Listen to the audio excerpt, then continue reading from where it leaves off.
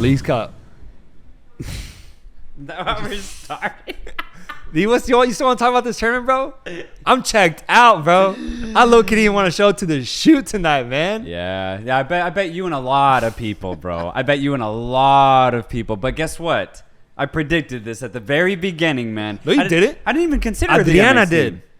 What? She picked Inter Miami. Oh.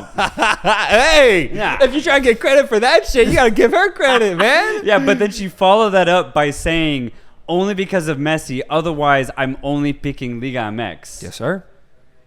There's not a Liga MX team That's in a fair sight, take. bro. That's a fair take, though. To pick Inter Miami at the end of the day was right. That deserves credit. Yeah. But I'm talking broad scope here, as in the idea that MLS is actually on par, if not just as good, if not maybe even a little bit better than the whole of Liga MX. Right. That's my point. Right. Right. But my point, too, was, I remember at that shoot, too, was that the odds were not in my favor. They were not. I was aware that the games would be away from home. I was aware. I said that in the shoot. No, I said that in the shoot. I said that in the shoot. I said that. I literally said that. I'm not going to let that happen. I'll cut the clip in and put it in right now, bro. Okay, go ahead. But it's because after I said that, all right, you both of you and Adriana tried to gaslight me and say that the away games didn't matter and that Liga MX is a lot better than the MLS. And I just stood there and took it. We did try to say that. We did try to say that. We did not anticipate very questionable decision makings in terms of refereeing. We did not anticipate those things. We forgot about the traveling issues as well. I'm just being objective here, bro. I'll be objective. Though. That's why I thought like MLS definitely has the higher chance of winning it. Yeah. No, yeah, I was wrong. I was wrong here at the very end. I was very wrong, bro, because we have two MLS teams facing off against each other in the final. Monterrey fizzles out like no other, getting absolutely smacked at the end of the day, somehow staying in the game against Nashville, regardless of what was a very controversial call, in my opinion, where Nashville got a goal robbed from them at the very beginning. Still, Monterrey was given a golden egg of an opportunity and was not able to capitalize. Monterrey goes out, and we can talk about the game a little bit more, but still, let me just give more credit to MLS because they do deserve it from me specifically. MLS absolutely took this tournament by the throat. Time and time again, I saw the same images of just these MLS American crowds losing their minds, celebrating as Mexican teams walked off the pitch. I saw that image like 10 times in a row, bro. Yeah. It was crazy. MLS definitely showed up. I definitely think that in terms of the mid-table teams in MLS versus the mid-table teams in Liga MX, I think MLS is very clear. I think that showed this tournament. There's a lot of good talent overall in MLS that deserves to be highlighted. They've had a very, very good tournament. And I think like what I said last shoot, I think that if this tournament happens in Mexico, I wonder if we see the same results. But ultimately, MLS did their job. They did what they were supposed to do. I question if they would be able to do that. I thought Liga MX would show up with more of a positive and more intimidating attitude. But no, man, no. MLS buckled down, stepped up, and they shut down every single Liga MX team in this tournament to have an all-MLS final now. And so credit to them. I was wrong in my analysis, and I apologize, bro. I apologize. And I'm sure Adriana would too as well for gaslighting you and making you feel like a madman, bro. Like a madman. I felt crazy after that shoot. I really did. I was like, am I stupid, bro? But then I thought about it for 10 more minutes. I was like, no, I know what I'm talking about. But no, hey, good game. I'm just saying, man. Good game. The odds were never not in your favor. That's all I'm saying. That's what I'm saying, though. I agree with you. But you know what's really cool about this tournament, though? Yeah. Besides just being an ambitious project, what the MLS and Liga MX have done as these two associations, they've taken what is the fierce international rivalry of the senior men's USA team and the senior men's Mexican team, and they've gone to the micro level, taking this that's really true. rivalry, this national rivalry, down to the clubs. And it's so cool because that's exactly what we saw. And it's why I thought the MLS would actually do better here because, dude, how many times have these American players, 10, 20 years ago when they were youth players, how many times would they hear, oh, Mexico's better than you? How many times did they just hear Monterrey, Tigres, America when they're in their, FC Dallas, Portland Timbers, LA Galaxy academies? Just constantly knowing that, Mexico, our southern neighbors are better than us, and they're trying to make a name for themselves as professional footballers. And now finally we're in that moment, 2023, where these players are playing at the professional level, and they get to prove that they're better than the rivals. That's what I love about this Leagues Cup tournament, bro, is that it lets these lesser talented players that don't get to feature for their national team have the exact same moments against their Mexican rivals. And I really think that the MLS teams and the MLS players really took this tournament by the throat because, as you said, when they did get the victory, it felt really good. Yeah. It felt really, really good. Even if it ultimately didn't mean anything, like Sporting KC beating Chivas, right? Yep. That atmosphere was absolutely insane. But then Kansas City ended up just ended up crashing out immediately after that. But in that moment, it meant so much for Sporting KC.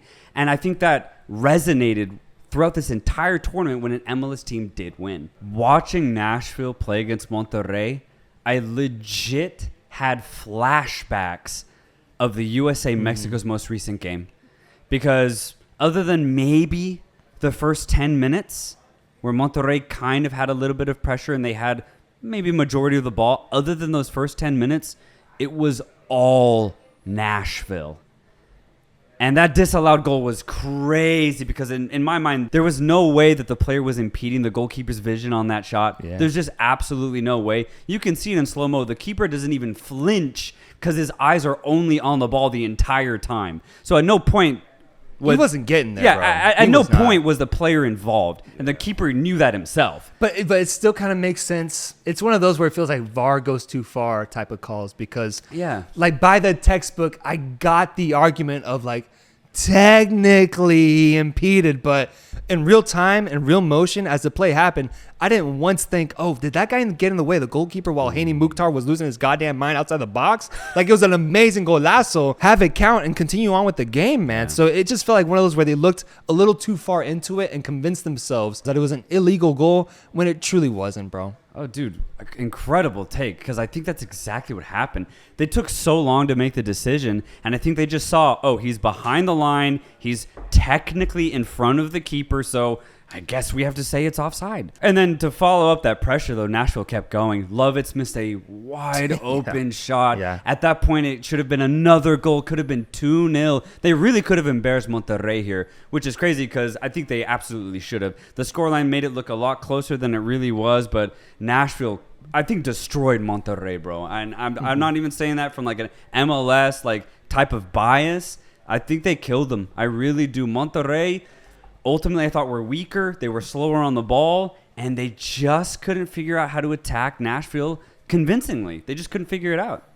Yeah, I wouldn't say kill, man. They hit the post in the first half, and in the second half, it was still a tight game until finally Nashville got that first goal. And even then, they had some chances. They were attacking. They were shooting from outside the box. My boy Jordi Cortizo was getting involved. And for the 90 minutes, it was a 1-0 game. They were in it very tightly. And I think that missed call in the first half was rectified with that penalty getting taken away from Monterrey in the second half. So I agree. I don't think that's destroying. I do think they were the better team and they won on the day because that's how they played. But destroyed?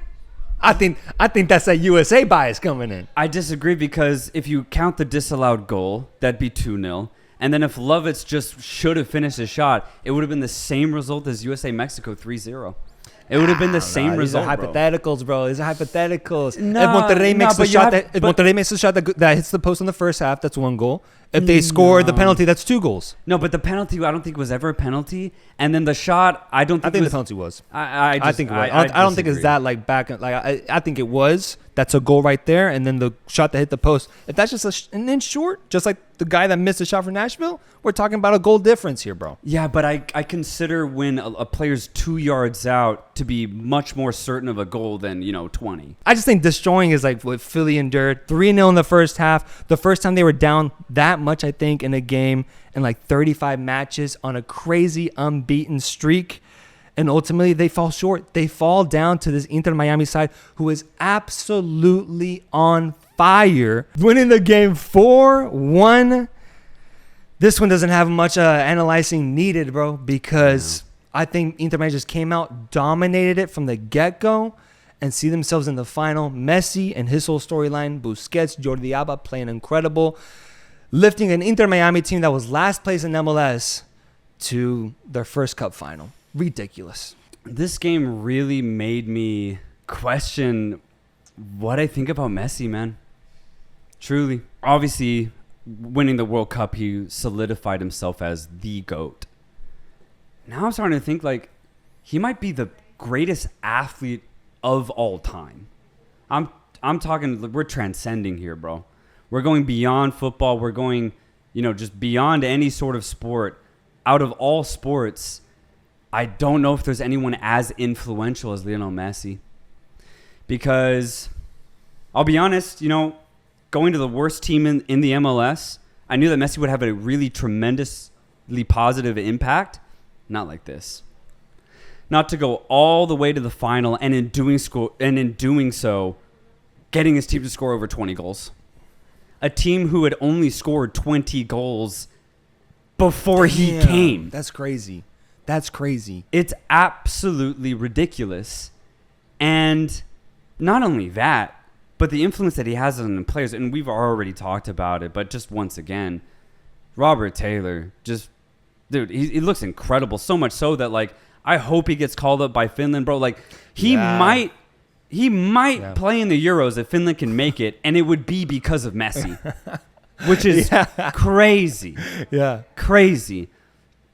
Joseph Martinez with a beautiful goal in this game, looking like his old Atlanta self. Campana looks way more involved when he comes off the bench. And then look at a kid like 19-year-old Benjamin Kramaski. At first, I thought he was just going to be kind of like a bit part role player. Ever since Messi's come, and after that first Cruz Azul game, the composure he has on the ball, his willingness to get into the box, be involved offensively, Kramaski's going off. But every player in Miami is Calendar, their goalkeeper. My God, man. He's been great. Yeah. And then let's go beyond the pitch. Dude, the fans after the game, even the players of the opponents, they just had their phones out following him. Bro, just following him, bro. I'm like, dude, those are Messi's colleagues. They play at the same level and they're worshiping him. Yeah. It's ridiculous. Yeah. And then let's go back to the pitch. I think that whenever Messi plays, the opponents get in their heads. And I think I've always known that. We've always known that. That's why Messi is Messi. But at this level, I think it's, black and white apparent. Because Philadelphia,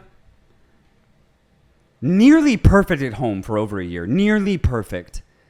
Had the best defense in the league going into this game. And we're in Philadelphia, by the way. And they get murdered. I'm at a loss for words here, man. I've never seen one player, have this type of impact. And in a game where it's actually, where the focus is actually on teamwork, right? Football isn't meant to be played solo. And that's why it's so amazing when we have players go on these crazy runs. But Messi lives solo, on the daily.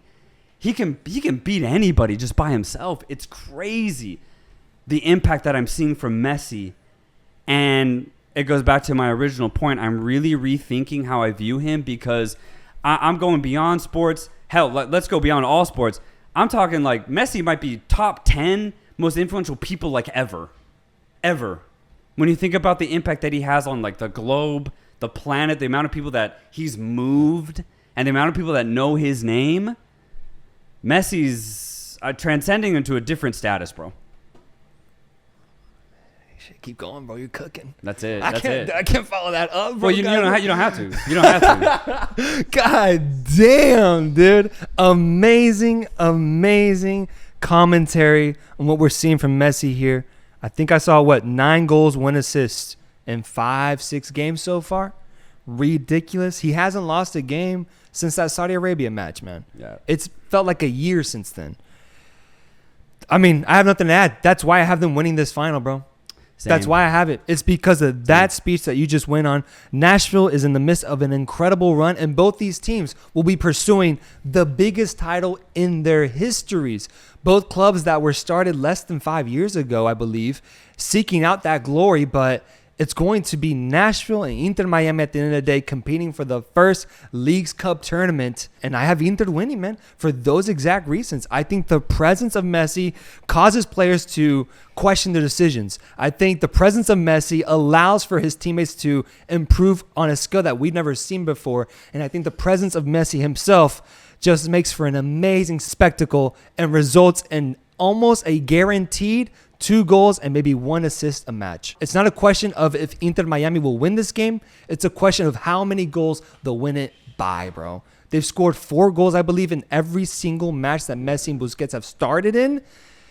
I just think it's unstoppable right now. Yeah. I really do. And as much as I give credit to this Nashville team for the insane run they've been on, taking down America, taking down Monterrey. They've been on a very, very impressive run, and their fans have absolutely showed out. Zimmerman looks incredible out there. Yeah, he did look good. He looks good. He looks good.